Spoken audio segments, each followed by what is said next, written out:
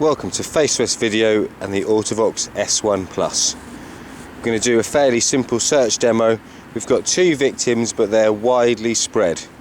So effectively it's two single searches using a bit of masking to get from the first to the second one. Okay, so we're about 55-60 meters away at the moment. To get the S1 into search, S1 Plus into search mode, I just flip it open. There we go, and then on the screen got a reminder about mobile phone interference. Okay, then we had 51 meters straight ahead, and then the course search. So basically with the limit, it might have seen a signal, it might not. As per instructions and general wisdom, what you can do is you can orientate the transceiver forwards and backwards, side to side, to try and change the receiving angle to see if that helps. And you do that while you're doing your standard grid search, because anything that's going to help the transceiver pick up a signal. Okay, so we've got, okay, there's got something there. Again, it was there and then it was gone. What I find in these situations is, so there I've got a warning coming up. I think that I'm not holding the transceiver. That's just asking me to stand still to work it out. What I find when there's an intermittent signal like this is the best thing to do is just ignore it. Carry on your standard grid search until you get something a bit more reliable. And okay, there we go. That's a bit more solid now. 42 meters. Thinks it's that direction. Oh no, it's gone again. Right. Okay. Carry on doing a bit more grid searching.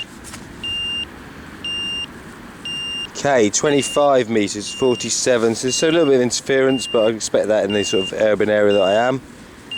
Okay, so then I've got a pretty good signal there. If you can see the little man, you know, if I twist to the left, transceiver responds telling me it's that way.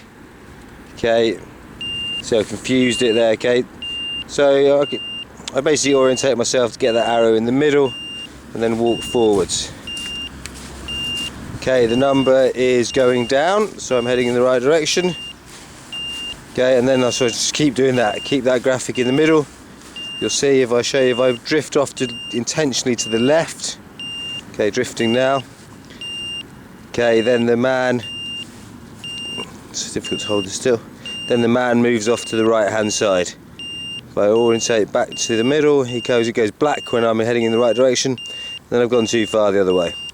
So I get him back in the middle. Get him back in the middle there.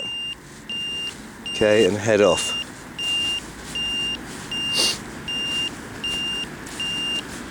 Wants me to go to the left a bit. Now back to the right. Sorry, the picture's a bit shaky. I have to hold the camera far enough away to make sure it doesn't interfere with the transceiver, and then I zoom in a bit and it makes it jiggle. Okay, so what have I got there? Bring him round. Below 10 meters there's a tone change. Slow right down here. It's quite important that I get this bit bang on to minimise the amount of digging I do. Okay, 8 meters, 7.5. Okay, what you can see now is, you can see it's sufficiently happy with the other signal. I'll get it to zoom in.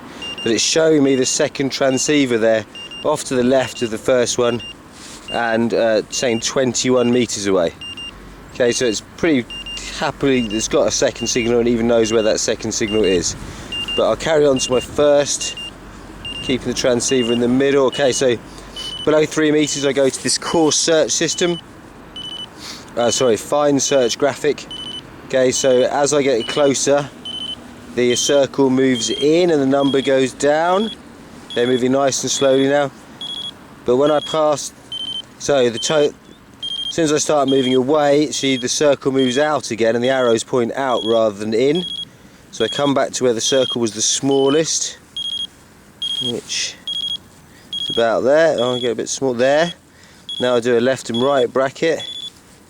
Go down again, 0. There's the transceiver underneath me, goes to 0.66. Keep going, and now it starts to widen out again. So I just quite a good graphic this. I just get the circle back to where it was smallest. And I've reached the point where whichever way I go, the circle gets bigger. So that's the first transceiver. And now I've got this little flag on the bottom left hand side asking me if I want to mask the transceiver. So there's my mask OK button. I press that. OK. So it still shows me the transceiver I've got masked. There's a little flag now, and the button has turned into an unmask button. But now I orientate my transceiver to bring my second signal onto the crosshair in the middle. Okay, so that graphic, okay, there's a bit of signal overlap there, so nothing happened for a second, and then I've got it back. Okay, I get that roughly in the middle and move forwards. Okay, yeah, just keep it in the middle, off to the right a bit, back on. 12 meters, so the number's going down, I'm not going in the right direction. 10 meters, tone change at 10 meters, begin to slow down now. Make sure I keep everything bang on. 5.5 meters. I'll artificially drift up. Okay, then it updated to 3 meters and went into the course search. So now I'm going to go slow right down, coming down towards the snow. Doing my nice, moving nice and slowly. It's not going to do sheet down to 0.6, 0.46, and back out again. It's 0.6. So I come back to where I had the lowest, which was back here, about there. Do some left and right, 4 down to 0.4, back up. So down to 0.4, I mean in the real world at 0.4 you go, well okay, it's not very far below me at all. Okay, and that's my second transceiver. Okay, so that I can mask that one.